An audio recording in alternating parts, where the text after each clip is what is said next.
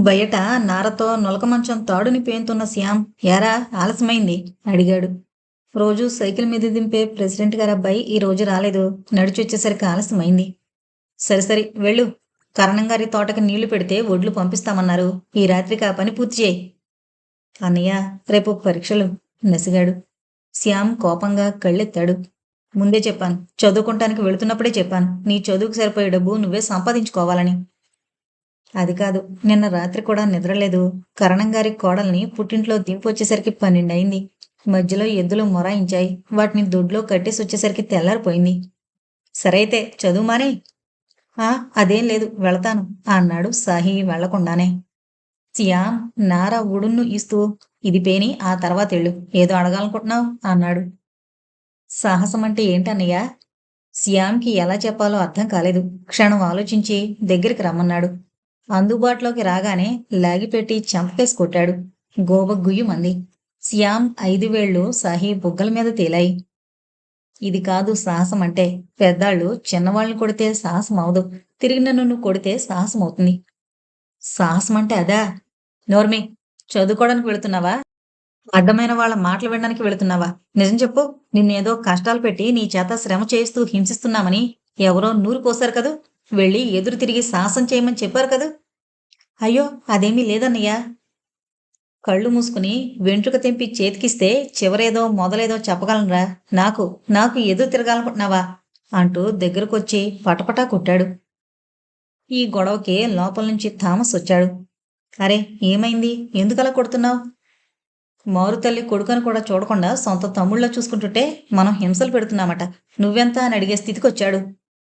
అది కాదు థామస్ అన్నయ్య. వేదవని చితకొట్టు. బోడి వేదవకి చదువు ఒకటి. వద్దంటే విండు. పో, కళ్ళ ముందున్నవంటి చంపేస్తాను. వెళ్ళి కరణం తోటం తడుపు హోంకరించాడు శ్యామ్. పగిలిన చెంపని నిమురుకుంటూ కన్నీళ్లతో వెళ్ళాడు. అన్నయ్య, వీడిని చదువు మానిపించు. నేనింకా చదువుతానంటే వద్దని ఈ పల్లెటూరులో పడేశావు. వాడిని మాత్రం చదివిస్తున్నావు. చూస్తుంటే నీకు సొంత తమ్ముడు నేను కాదు, వాడని అనిపిస్తోంది. చచ్చా, అవేం మాటలురా పిచ్చోడా. నువ్వు చదువుకునేంత ఆర్థిక స్తోమత లేదు. ఉన్నంతవరకు చదివించాను. మరి సాహినెందుకు చదివిస్తున్నావు అనొచ్చు. నిజానికి వాణ్ణి చదివిస్తోంది మన డబ్బుతో కాదు. మరి? ఆశ్చర్యంగా అడిగాడు. వెంకట్రామయ్య గారి డబ్బుతో. ఇదిగో 500 మళ్ళీ అవసరమొస్తే అడుగు. మన ఊరి పేరుని రాష్ట్రవ్యాప్తంగా తెలిసేలా చేసిన సాహి ఇంకా చదవాలి. మరెంతగానో వృద్ధిలోకి రావాలి.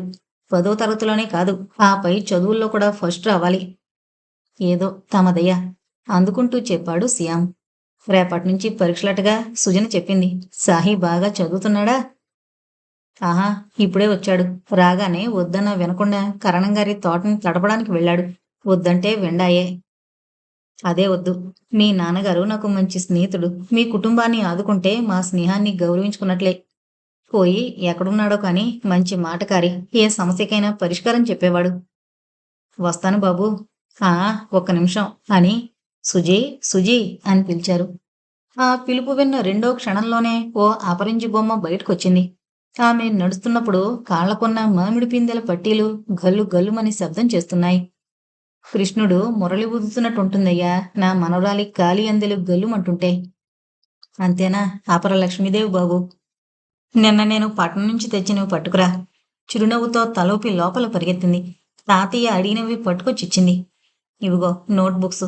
కరణంగారి తోట రేపు తడపొచ్చు గాని సాహిని ఇంటికి తీసుకువెళ్ళండి. బాగా చదువుకోమని చెప్పండి. శ్యామ్ వాటిని కూడా అందుకొని వెనుతిరిగాడు. అతని కోసమే ఎదురు చూస్తున్నాడు థామస్. అన్నయ్య కనబడగానే ఎంత అన్నాడు ఆపి.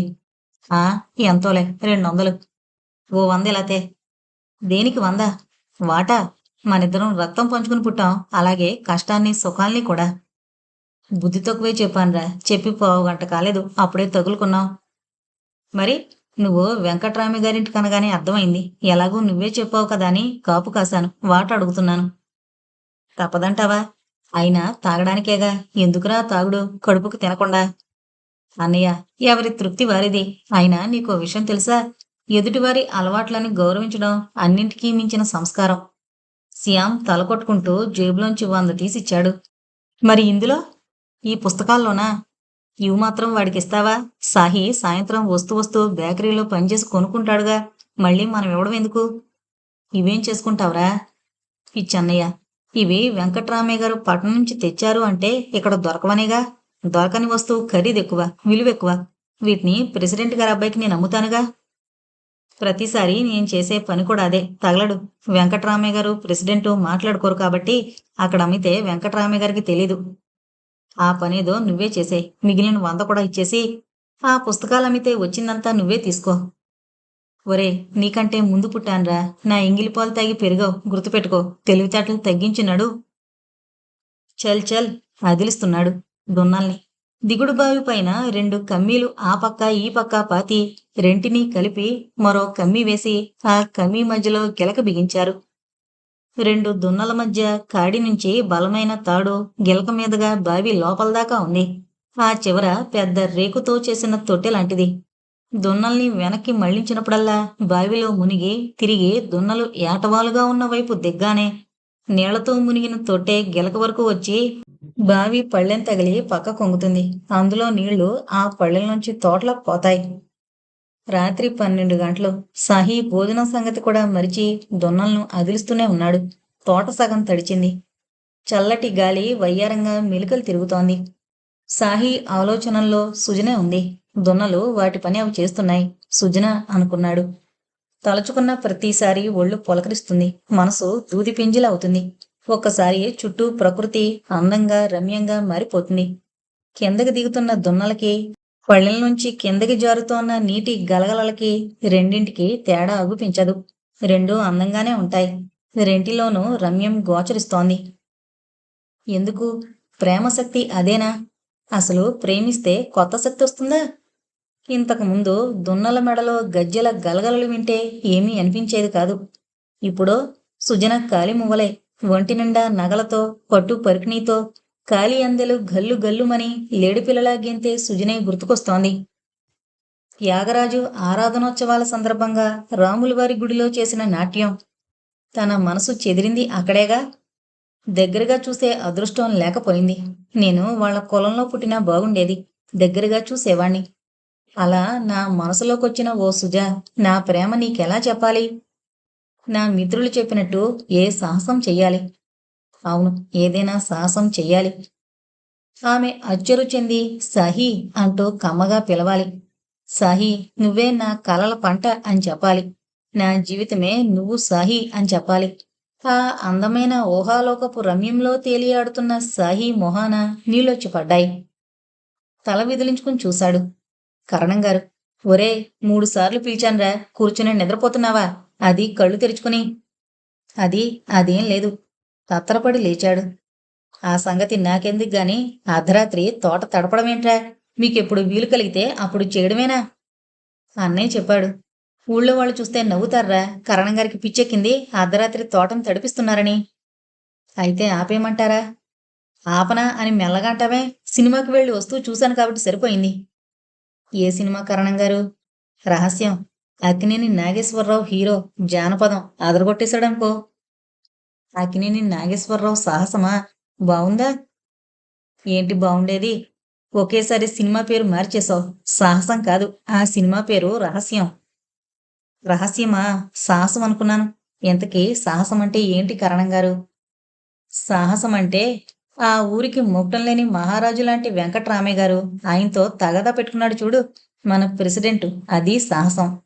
ఆయన ఆస్తిలో గాని, డబ్బులో గాని, పలుకుబడిలో గాని ఎందులోనూ ఈ సంత కూడా సరితూగని ప్రెసిడెంట్ ఆయనతో తగాదా పెట్టుకోవడం అంటే సాహసమే. అబ్బా, సాహసం అంటే అది కాదు, మరొకటి కూడా అయి ఉంటుంది. సాహసాల్లో చాలా ఉన్నాయిరా అబ్బి.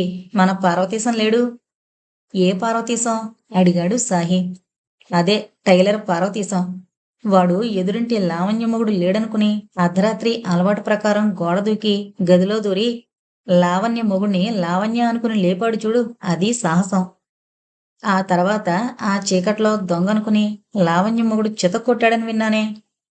అదే లావణ్య మొగుడి సాహసం. మొదటిది గోడ దూకడం, గదిలో దూరడం పార్వతీశం సాహసం. ఓ, అదా సాహసం అంటే? గోడ దూకి ఇష్టమైన అమ్మాయి దగ్గరికి వెళ్ళడమేనా సాహసం అంటే? దొన్నల్ని దొడ్లో కట్టేసి ఇంటికెళ్ళు. రేపొచ్చి మీ అన్నయ్యని నాకు కనబడే సాహసం చెయ్యొద్దను. అర్ధరాత్రి నా తోటని నీ చేత తడిపించినందుకు చీరేస్తానని చెప్పు వెధవని. అలాగే, దొన్నల్ని దొడ్లో కట్టేస్తాను. అయితే ఇంటికి మాత్రం వెళ్ళను. రెండో వాక్యం కరణం గారితో చెప్పలేదు సాహి. మనసులో అనుకున్నాడు. అన్నయ్య, ఈ ప్రపంచంలో వీధులెట్లు కనిపెట్టిన వాడికంటే, మన పార్వతీశం గాడి దగ్గరున్న ఐప్యాడ్ని కనిపెట్టిన వాడికంటే, అసలు మనిషిని పుట్టించిన దేవుడి కంటే కూడా గొప్పవాడు ఎవరన్నయ్యా? ఇంకెవరు? మందు కనిపెట్టిన మహానుభావుడు. శాబాష్! నా అన్నయ్య వనిపించావు. ఎలా ఉందన్నయ్య కిక్కు? బ్రహ్మాండంగా ఉంది. శ్యామ్ తూలుతూ నడుస్తూ అన్నాడు. మరదే, రమ్మంటే రానన్నావు. పైగా తాగడం ఎందుకు? కడుపుకి తినొచ్చన్నావు. తీరా తాగాక మస్తు భీరంటున్నావు. తాగుళ్ళోని మజా తెలియాలంటే మరో రౌండు పడాలన్నయ్యా. నాకు సరిపోలేదు. ఇంకో రౌండ్ పడితే మజా కాదు, మురికి కాలవే. ఇప్పటికే దారి కనపడడం లేదు. అదిగో వెంకట్రామయ్య గారి బంగళా. మనం అట్నుంచే పోవాలి. ఆయన గాని బయటున్నారంటే అంతే సంగతులు. ఏది ఇప్పుడా? పగలు 12 దాటాక బుద్ధునవాడెవడు మెలకుగా బయట నిలబడ్డు. రాత్రి సరిచేశాడు శ్యామ్. అదే మరి, తాగితే ఆ మాత్రం డిఫరెన్స్ మాట్లాడకపోతే ఎలా? ఇక ముయ్, వెంకట్రామయ్య గారి బంగ్లా వచ్చింది. మహానుభావుడు, మహాత్ముడు, మెచ్చుకోతగ్గవాడు, మనల్ని మహారాజులా చూస్తున్నవాడు. ఇక మా శ్లోకం ఆపినాడు. అన్నయ్య, అరిచాడు థామస్. ఓర్ని అమ్మ కడుపు కాల, ఎందుకలా అరుస్తావు? ఊరు ఊరు మేల్కొనేలా. అటు చూడు, ఎవడో దొంగ వెధవ వెంకట్రామయ్య గారి ప్రహరీ ఎలా ఎక్కుతున్నాడు. అమ్మో, మన ఊర్లో దొంగతనమా? ఎన్ని గుండెల వాడికి. శ్యామ్ అటుకేసి చూసి ఉలికి పడ్డాడు. ఓ నీ తాగుడు తగలయ్యా, సరిగ్గా చూడు, వాడు మన సాహి. థామస్ కళ్ళు చిట్లించి చూశాడు. అవునన్నయ్య, వాడు మనవాడే. వీడి మధ్య దొంగతనాలు కూడా చేస్తున్నాడా? బేకరీలో పనిచేసి కాదన్నమాట, పుస్తకాలు కొనుక్కుంటోంది. వాడికన్ని తెలివితేటలేవే. మొత్తానికి మనకి తెలియని కారణం ఉంది. ఏదైనా కాని చేసేది ఆయనింట్లోనా, శెట్టిగారింట్లో అయితే అంతా క్యాషేగా. వాడు దూకేది దొంగతనానికి కాదు, నా అనుమానం నిజమైందే. అదే అదే అంటే, వాడు చూడు, పైపు గొట్టం పట్టుకుని బలిలో ఎలా పోకుతున్నాడో. ఆ గొట్టం చివర కిటికీ చూడు. ఆ గది ఎవరిదో తెలుసా? ఇనపెట్టిదా? ఓరి వీడి అసాధ్యం కూడా. ఇంతవరకు మనకు ఐడియా కూడా రాలేదే. వాడు మనలాంటి లోఫర్ కాదులే. ఆ గది సుజంది. సుజందా? అంటే అంటే అంటే లేదు, గింటే లేదు. అమ్మ వెధవా, చాలా పెద్ద ప్లానే వేశాడు. ఇది తెలిసిందంటే వెంకట్రామయ్య గారు కాల్చి పారేస్తారు. ముందు వెళ్ళి వాణ్ణి ఆపుదాం పదా. సియాం విషపు నవ్వు నవ్వాడు. వద్దు, వాణ్ణి ఆపద్దు. వెనకుండి మనమే ప్రోత్సహిద్దాం. సాధించాడా, మన పంట పండినట్టే. ఆ దివాణం మన స్వంతమైనట్టే. ఆ దివాణం మన స్వంతం ఎలా అవుతుంది? వెంకట్రామయ్య గారికి తెలిస్తే, అక్రమ సంబంధం బయటపడితే ఇద్దరితో పాటు మనల్ని కూడా విలేస్తారు. నీ బుద్ధి పోనిచ్చుకున్నావు కాదు. వాళ్ళది అక్రమ సంబంధం కాదు, ప్రేమ. వీలున్నంత వరకు వాడి ప్రేమని ప్రోత్సహిద్దాం. ఆ ప్రేమలో విజయం సాధించాడా, అన్నీ మనవే. ఓడిపోతే వాడే పోతాడు, మనకేం సంబంధం? అన్నయ్య, నీది నాకంటే పెద్ద బుర్ర. చెప్పానుగా, ఇంగిలి పాలు తాగే పెద్దవాణ్ణి అయినవాణ్ణి కాదని. చెప్పాడు కిటికీలోంచి గదిలోకి దూకుతున్న సాహిని మురిపెంగా చూస్తూ. కిటికీలోంచి దూకిన సాహి ఒక క్షణం అలానే నిలబడిపోయాడు.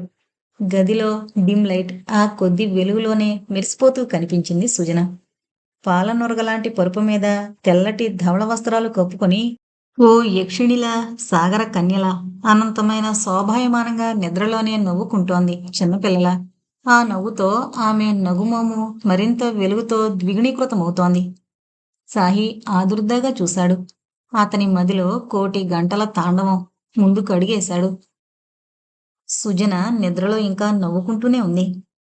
తను గుర్తొచ్చే అనుకున్నాడు సాహి. మెల్లగా పక్క మీద కూర్చున్నాడు. ఆమె ఉచ్ఛ్వాస నిశ్వాసాల శబ్దం కూడా వినబడుతోంది. సుజన మొత్తిగా పిలిచాడు. ఆప్యాయంగా చేతితో నుదుటి మీద నిమిరాడు. తాతయ్య అంటోంది గారంగా. సాహి తన్మయంగా విన్నాడు ఆమె గొంతు. తాతయ్య, నేనింకా చదువుకుంటాను, పట్నం పంపించవా? నిద్రలో తాతయ్యని అడుగుతోంది. అప్పటికే ఆమె ఇంటర్ పూర్తయింది. డిగ్రీ చదవాలంటే పెద్దపట్నం పోవాల్సిందే. వెంకట్రామయ్య గారు ససేమిరా వద్దంటారు. సుజన గారం గడిగినా, బుజ్జగించి బ్రతిమలాడినా కాదన్నారు. సుజనకి మాత్రం బాగా చదువుకోవాలని కోరిక. ఆ కోరికకు తాతయ్య అడ్డు చెప్పడంతో నిద్రలో కూడా బ్రతిమలాడుతోంది. తప్పకుండా నేను చదువు మానుకుని నిన్ను చదివిస్తాను, సాహి త్యాగధనుల్లా చెప్పాడు. సుజన మొహంలో మార్పు. కాళ్ళు రెండు దగ్గరకు తీసుకుని కదిలింది. ఆమె లేస్తుందనిపించగానే కంగారు పడ్డాడు. టక్కున లేచాడు. ఆ లేవడంతో పక్కనున్న టీపై కదిలింది. ఆ కదలిక వల్ల దాని మీదున్న పాల గ్లాసు కదిలి నేల మీదకి జారి బొళ్ళున శబ్దం చేస్తూ ముక్కలైంది. ఆ గ్లాసుతో పాటు నిశ్శబ్దం కూడా. సుజన కళ్ళు తెరిచింది. బిక్కమొహం వేసుకున్న సాహి. మొదట ఆమెకేమీ అర్థం కాలేదు. రెండో క్షణంలో అర్థమైంది. తన గదిలో పరాయి మగాడున్నాడని. స్త్రీ సహజమైన భయంతో దిగ్గున లేచింది. భయంగా చూసి అరవబోయింది. సాహికి అర్థమవుతోంది ఆమె అరవబోతోందని. అనుకోవడం ఆలస్యం. శరీరం వణికింది. ఆ సమయంలో వెంకట్రామయ్య గారు తనని చూస్తే అమ్మో అని ఒక్క ఉదుటున ముందుకు కదిలి సుజన నోటి మీద చెయ్యేసి బిగించి పట్టుకున్నాడు. సుజన విదిలించుకుంది. సాహి మరింత బలంగా పట్టుకున్నాడు. అరవకు అంటున్నాడు. సుజన వినిపించుకోవడం లేదు. శక్తి వంచన లేకుండా విదిలించుకుంటోంది. సాహి మరింత గట్టిగా బిగించే ప్రయత్నంలో దగ్గరగా జరిగాడు. ఆ ప్రయత్నంలో నేల మీద పగిలిన గ్లాసు పెంకుల మీద కాలు వేశాడు. కస్సున దిగింది. గ్లాసు పెంకు సాహి రక్తాన్ని రుచి చూసింది. అమ్మా బాధగా అనుకుని కాలెత్తాడు. అప్పుడే సుజన విసురుగా విదిలించింది. ఆ ప్రయత్నంలో సాహి తూలాడు. ఆమె మీద పూర్తిగా పడిపోయాడు. ఆమె ఆపలేకపోయింది. ఒరిగింది. సాహికి పడిపోతున్నాననిపించింది. ఆమెను పట్టుకుని బ్యాలెన్సు చేసుకోవాలనుకున్నాడు. పట్టు తప్పింది. ఆమె మీద పూర్తిగా పడ్డాడు. ఆమె అతనిని మోయలేక వెనక్కి పడింది. తనని అంటిపెట్టుకున్న సాహితో సహా ఇద్దరూ అలాలా పరుపు మీదకి. ముందు సుజన పడింది. ఆ పైన సాహి. కిటికీ తెరలు సిగ్గుగా కదిలాయి. ఇద్దరి కళ్ళు ఒకరినొకరిని చూసుకున్నాయి. సాహి నెమ్మదిగా గుసగుసగా అన్నాడు. I love you. ఎంత ధైర్యం తన గదిలోకొచ్చి అదే అర్ధరాత్రి నోరు మూసి చెప్పేదిదా? కళ్ళప్పగించి చూస్తోంది. సాహసం చేస్తే మెచ్చుకుంటావని అర్ధరాత్రి గోడ దూకి గదిలోకొచ్చి చెప్తున్నాను. ఏమనుకోకేం? సుజనకి నవ్వాలో ఏడవాలో అర్థం కాలేదు. నిన్ను ఏ నిమిషాన చూశానో ఆ రోజు నుంచి నిద్ర లేదు, చదువు లేదు, ఆకలి లేదు, దాహం లేదు. నువ్వే గుర్తుకొస్తున్నావు. కావాలంటే చూడు అని నోటు మీద నుంచి చేయి తీసి చూపించాడు. చొక్కా పక్కకు తప్పించి చూపించాడు. విశాలమైన అతని వక్షస్థలం మీద సుజన స్పష్టంగా కనిపించింది. అరవాలన్న ఆలోచన కూడా మరిచిపోయి చూసింది. ఎప్పుడు తనని చూసినా తల ఉంచుకుని పక్కకెళ్తుంటే గౌరవం అనుకుంది, మర్యాద అనుకుంది. ఇదా కారణం? జీవితంలో నేనింతవరకు ఆ ప్రభువుని ఏమీ కోరుకోలేదు. మొదటిసారి కోరుకున్నాను. నాకు నిన్ను జీవిత భాగస్వామిని చేయమని. తీరుతుందనే నమ్మకం నాకుంది. అప్పుడు తెరిచింది సుజన నోరు. నీ ప్రేమ మండినట్టే ఉంది. ముందులే లేచి మాట్లాడు. ఓ సారీ. లేచాడు సాహి. ఓ ఆడపిల్ల గదిలోకి అర్ధరాత్రి వచ్చినందుకు శిక్ష ఏంటో తెలుసా? సరిగ్గా అప్పుడే గది తలుపు శబ్దమైంది. అమ్మా సుజా. ఆ గొంతు సుజా తల్లిది. సాహి బిత్తరపోయి చూశాడు. సుజన గుండెల మీద చేయి వేసుకుని సాహి చేయి పట్టుకుని ముందుకు లాగి బట్టలు మార్చుకునే స్టాండ్ పక్కకు నెట్టింది.